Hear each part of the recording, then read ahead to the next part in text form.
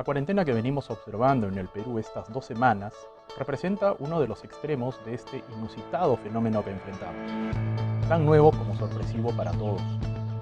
Esta pandemia, originada por la propagación de un virus desde China, es un evento que se repite después de 100 años, cuando en 1918 la gripe española azotó a la humanidad. Hoy, con buena parte del planeta detenido y otra parte aún confundido, sin acciones del todo claras y aún inciertas las consecuencias económicas que afrontaremos, el COVID-19 está poniendo a prueba la respuesta de cada país y el carácter de su población. Hay conceptos que debemos reiterar para no crear más ansiedad. Los virus son unas partículas formadas por una o más cadenas de material genético, ADN o ARN, rodeadas por una cápsula proteica llamada cápside. Y rodeando a esta hay otra cubierta lipídica, o sea, de grasa. Esta unidad se denomina virión. Los virus están conformados por miles o millones de viriones. Ahora bien, un virus parasita células humanas. Esto quiere decir que cuando ingresa a nuestro organismo, se fija en una célula a la que le inyecta su ADN o ARN, el material genético del que les hablé antes, y la obliga a reproducir nuevos virus, similares al virus inicial que la atacó. Normalmente, nuestros órganos y tejidos reproducen sus mismas células.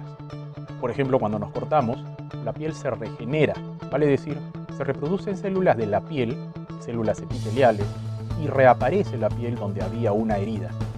Pero cuando estas células son atacadas por un virus, en lugar de reproducir sus propias células, ahora reproducen virus que alteran el funcionamiento del órgano o del tejido atacado.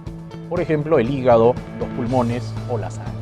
Los virus son específicos para el tipo de célula que pueden parasitar.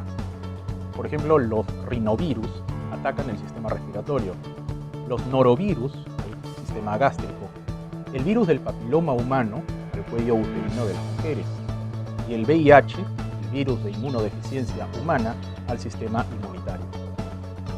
El COVID-19 es un tipo de virus que pertenece a una familia de virus conocidos como coronavirus, que regularmente afectan al sistema respiratorio.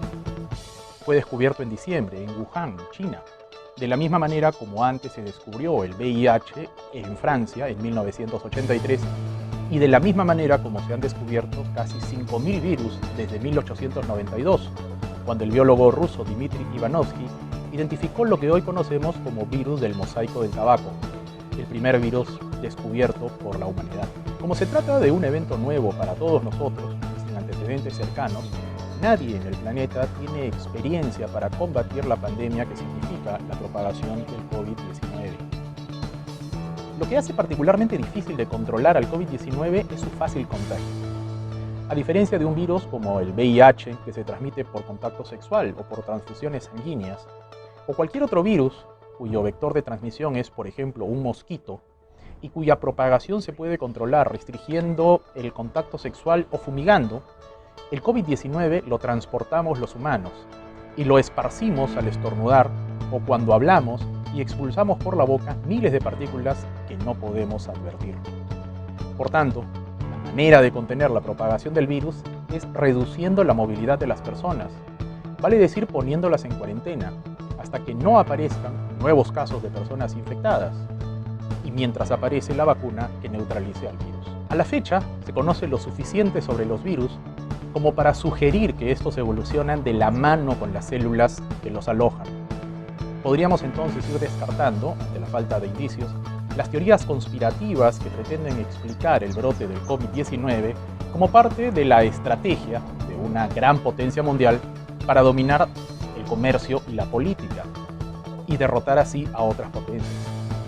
Si bien es cierto que millones de células orgánicas complejas son sintetizadas en diversos laboratorios alrededor del planeta, que la manipulación genética permite ahora modificar las características y propiedades de cualquier ser vivo y que teóricamente es posible crear vida y virus, lo cierto es que a la fecha las investigaciones científicas han logrado mejorar las condiciones de algunas especies, por ejemplo, un tipo de ganado vacuno o los frutos de un árbol, clonar seres vivos, fecundar células reproductoras inseminándolas o sembrar células pluripotenciales, sirviéndose siempre de seres vivos, de seres existentes.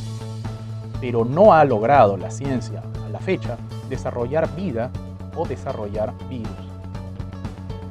Para tomar en cuenta es la existencia de muchos virus que no producen enfermedades y más bien pasan inadvertidos dentro de diversos organismos vivos, y así, de esa manera, transmitiéndose. Esto ocurre cuando encuentran un huésped natural, un hábitat, una célula a la que se adapta y desde la que se propaga sin afectar al organismo que lo aloja. Esto podría también sugerir que los virus nuevos, los virus malignos como el COVID-19, están en adaptación, hasta encontrar un lugar donde alojarse y luego donde se multiplicarán sin afectar ningún órgano del ser humano. Al parecer, el origen de la pandemia es zoonótico. Pasó de un animal a un ser humano y luego se transmitió con la facilidad que podemos comprobar ahora, aunque aún se desconoce el mecanismo exacto de transmisión. Lo cierto es que ya se aisló el material genético del COVID-19 y se conoce su composición y su secuencia genética, por lo que podemos suponer que ante la urgencia mundial y con los antígenos listos, naturales o sintéticos, pronto empiecen las pruebas, que tardarán varios meses en concluir, pues tras aplicar las primeras vacunas en animales, habrá que probar su comportamiento en humanos, por grupos de pacientes, paulatinamente, lo cual puede tomar varios meses de investigación, esperando sobre todo descartar alguna reacción indeseada. En este contexto, el Perú presenta varias ventajas para enfrentar esta pandemia y también algunas deficiencias. Empecemos por las ventajas. Primero, su organización centralista. El Poder Ejecutivo tiene el poder en el Perú, maneja el presupuesto y tiene total competencia a nivel nacional. Dicta la cuarentena y el toque de queda en todo el país, y se cumple, a diferencia de lo que ocurre, por ejemplo, en la República Federativa del Brasil, donde el gobernador de Goiânia anunció que no suspendería el campeonato de fútbol del estado, donde recién debutó el ex Alianza Lima, Kevin Quevedo, mientras en Río y Sao Paulo se tomaban medidas contrarias. Segundo, las condiciones macroeconómicas del país, que registra baja deuda pública, baja inflación, bajo déficit fiscal y una reducción importante de la pobreza. Estas condiciones permiten asignar recursos directos a través de diversos sectores públicos para enfrentar la pandemia. Y también a la población, para auxiliar alguna necesidad básica. En Argentina, el presidente Fernández, en una declaración ante la prensa esta semana, explicaba la adopción de medidas similares a las adoptadas por el gobierno peruano: asignación de recursos, reprogramación de vencimientos, acciones coercitivas, pese a las dificultades presupuestales que afronta el país. El Perú es el país de Latinoamérica a quien mejor parado encuentra la pandemia, y es probable que sea el país de la región que mejor y más rápido recupere su economía cuando esta crisis sea superada. Tercero, la experiencia que tiene la Fuerza Armada y la Policía Nacional atendiendo emergencias en diferentes puntos del país. Esto merece ser debidamente destacado. Sometido el Perú a deslizamientos, lluvias y terremotos, hay un protocolo que conoce el personal policial y militar cuando son requeridos para atender este tipo de eventos. Los actuales generales y almirantes de la policía, del ejército, de la armada y de la aviación ocuparon algún puesto en su institución cuando, en marzo del 2017, intensas lluvias azotaron al país. ¿Y acaso serían coroneles o comandantes cuando ocurrió el terremoto de Pisco el 2007? La experiencia de todo este personal que ha hecho carrera en instituciones que regularmente atienden estas contingencias se convierte en un soporte importante para el funcionamiento del Estado y el control de la situación frente a la crisis, brindando, entre otras tareas, las garantías necesarias para que continúe la provisión de alimentos y medicinas. Otro punto no menos importante es que el Perú se adelantó un par de semanas al resto de países de la región decretando la cuarentena. El caso de Ecuador es preocupante por el rápido incremento de casos.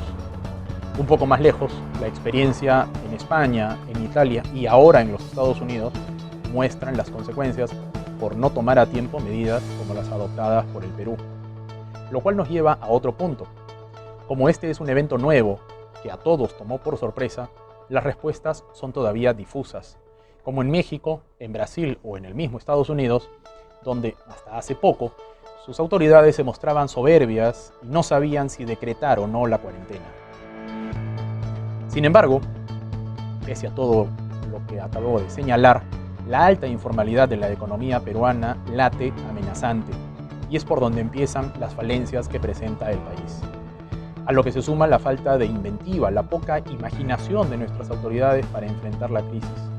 Por ejemplo, un ventilador mecánico es un fuelle movido mecánicamente por un motor eléctrico debidamente calibrado.